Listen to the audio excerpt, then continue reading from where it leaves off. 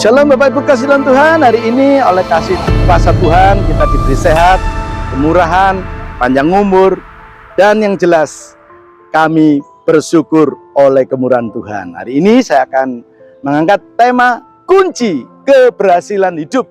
Baik, kita akan baca firman Tuhan dalam 1 Korintus pasal yang ke-15 ayat yang ke-10. Demikianlah bunyi firman Tuhan. Tetapi karena kasih karunia Allah, aku sebagaimana aku ada sekarang, dan kasih karunia yang dianugerahkannya kepadaku tidak sia-sia. Sebaliknya, aku telah bekerja lebih keras lagi daripada mereka. Tetapi bukannya aku, melainkan kasih karunia Allah yang menyertai aku. Bapak Ibu kasih saudaraku yang kami muliakan. Kita tahu kalau kita mau membuka sesuatu, tentunya kita akan atau mengambil sesuatu di tempat yang gelap, di tempat yang tertutup. Maka yang perlu diperhatikan adalah bagaimana kita membuka jalan pintu itu. Nah, tentunya Bapak Ibu tidak mengalami kesulitan untuk membuka pintu itu atau tempat di mana yang tertutup itu. Saya rasa panjenengan semua Bapak Ibu tidak akan membawa kampak atau membawa linggis untuk membuka pintu itu, ya. Namun yang jelas dengan kekuatan hikmat marifat kita pasti akan mengambil kunci yang jelas untuk membuka pintu itu sehingga kita bisa memperoleh keberhasilan untuk membuka pintu itu. Nah, Bapak Ibu kekasih saudaraku, mari kita sadar bahwa ketika kita mulai sudah menemukan untuk membuka rahasia pintu itu, nah disinilah sama dengan kunci keberhasilan hidup itu. Dengan apakah kita bisa melaksanakan rahasia yang besar itu. Nah, sekarang inti yang utama, apakah kunci sukses dalam hidup ini? Tentunya Bapak Ibu kekasih, kita pasti memiliki rahasia, memiliki kiat-kiat. Bagaimana caranya aku bisa menciptakan formula atau membawa formasi yang baik untuk menjadi berkat. Nah, saudaraku, ada 3 hal pokok penting bagaimana kunci keberhasilan hidup itu bisa kita lewati. Nah, yang pertama di dalam ayat yang ke-10a mengatakan begini, tetapi karena kasih karunia Allah, aku sebagaimana aku ada sekarang. Nah, saudaraku, di sini kata yang pertama untuk memiliki kunci sukses dalam hidup kita adalah apa, saudaraku? Karena kasih karunia, karena belas kasih Tuhan kita ada hari ini. Bukan kekuatan kita, bukan kemampuan kita, bukan wah aku punya talenta, punya satu kemampuan yang di atas rata-rata, itu yang membuat aku sukses. Tidak, Bapak Ibu. Tapi ingat, kasih karunia Allah yang Tuhan sudah berikan bagi kita. Arti kasih karunia adalah pemberian Allah, ya. Pemberian yang sebenarnya yang seharusnya kita tidak layak untuk menerimanya, sebab kita adalah orang yang berdosa. Ingat Bapak Ibu, di dalam bahasa sesungguhnya ada kata karis, ya. Karis dalam bahasa Yunani disebutkan sebanyak 170 kali di dalam perjanjian lama mengatakan gitu. Nah, saudara-saudaraku, kasih karunia yang dapat kita artikan juga adalah kekuatan. Kekuatan yang diartikan Tuhan sudah memungkinkan untuk memberi dalam hidup kita. Sehingga apa, saudaraku, dikatakan di dalam 1 Yohanes 1 ya ayat 16-17, hal hidup dalam kasih, bahwa Yesus sebagai pusat kehidupan, ya, God center, ya, bukan berpusat pada diri sendiri, artinya self center, ya. Dan di sini kita sadar bahwa hanya hidup yang berpusat kepada Tuhan itu alamat yang pasti. Bapak Ibu percaya bahwa oleh belas kasih Tuhan, oleh kasih karunia Tuhan, kita dipilih.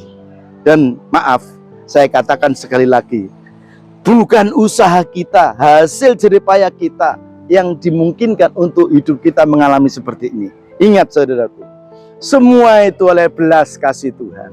Maka itu yang pertama, ingat, kunci keberhasilan hidup kita untuk mengerti, dan kita bisa berhasil lantaran satu kasih karunia yang Tuhan sudah berikan bagi kita. Yang kedua, Bapak Ibu kasih, di dalam ayat yang ke-10b mengatakan, dan dikatakan sebaliknya aku telah bekerja, ya, dikatakan yang dianugerahkan kepadaku tidaklah sia-sia, ya. Bahkan Paulus mengatakan sebaliknya aku telah bekerja lebih keras daripada mereka semuanya. Kata lebih keras itu bicara apa, saudaraku?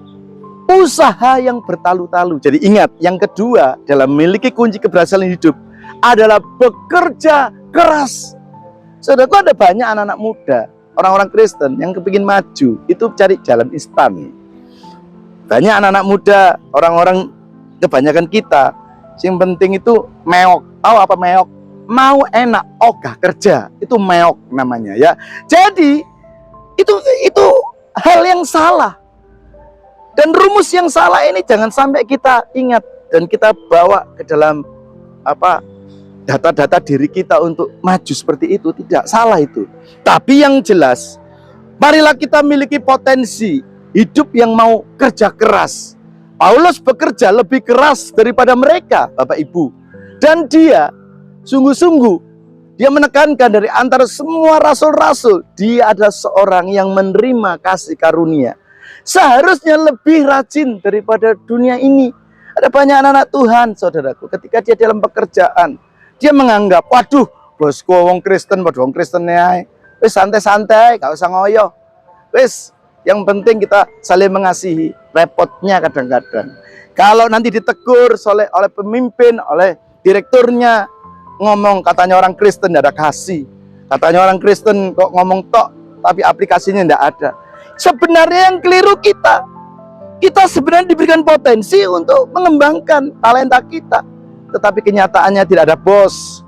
Kita leye-leye, kita main game, kita main sekak, main pingpong, main macam-macam, soalnya tidak ada lantaran pimpinan kita. Saudaraku, mari kita sebagai orang yang ingin bekerja dan melaksanakan potensi yang baik, marilah kita miliki integritas yang baik.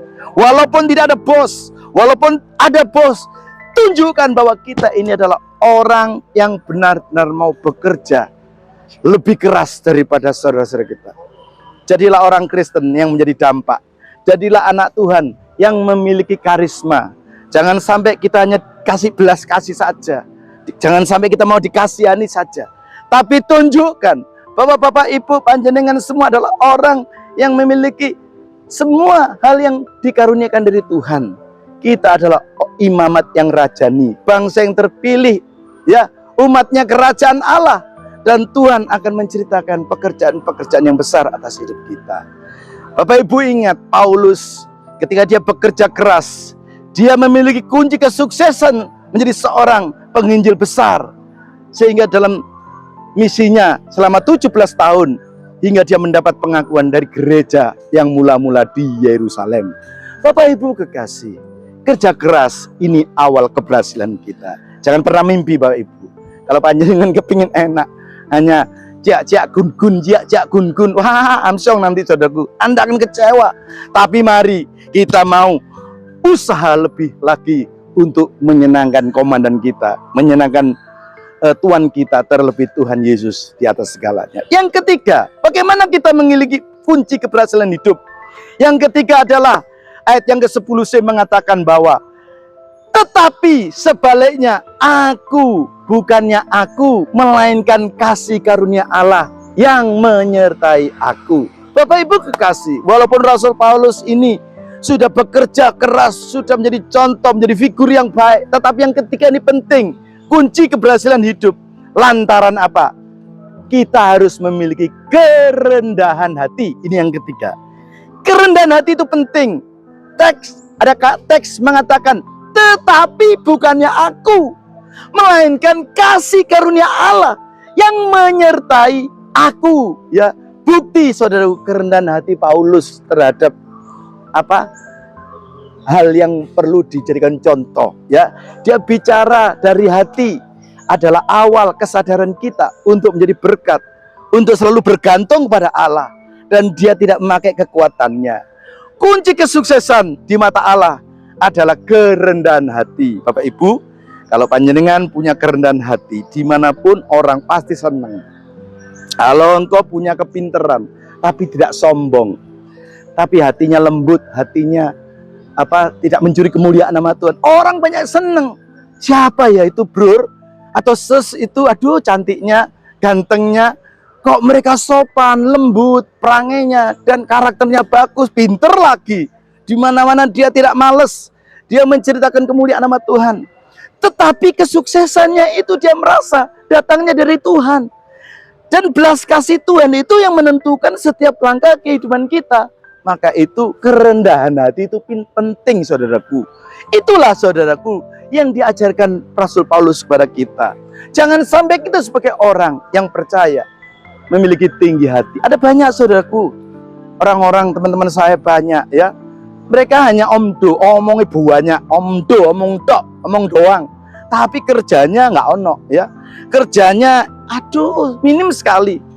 Kadang-kadang dia nggak banyak kerja, tapi hal-hal yang di luar kemampuannya itu yang ditonjol-tonjolkan, nggak jelas ya. Tapi mari hari ini Bapak Ibu, kita adalah orang pilihan Allah. Bagaimana kita memiliki kunci keberhasilan hidup? Ada 3 hal pokok penting, jangan lupa. Yang pertama, kita harus memiliki kasih karunia. Yang kedua, kita harus bekerja keras lebih dari segalanya. Yang ketiga, kita harus memiliki sifat kerendahan hati yang sangat dalam. Saya yakin Bapak Ibu kekasih, hidupmu akan dirubah, hidupmu akan diberkati, hidupmu akan memiliki kapasitas, ekspektasi di atas rata-rata, dan nama Tuhan dipermuliakan. Dalam damai sukacita Allah, dalam nama Tuhan Yesus Kristus, sumber segala berkat. Haleluya. Amin.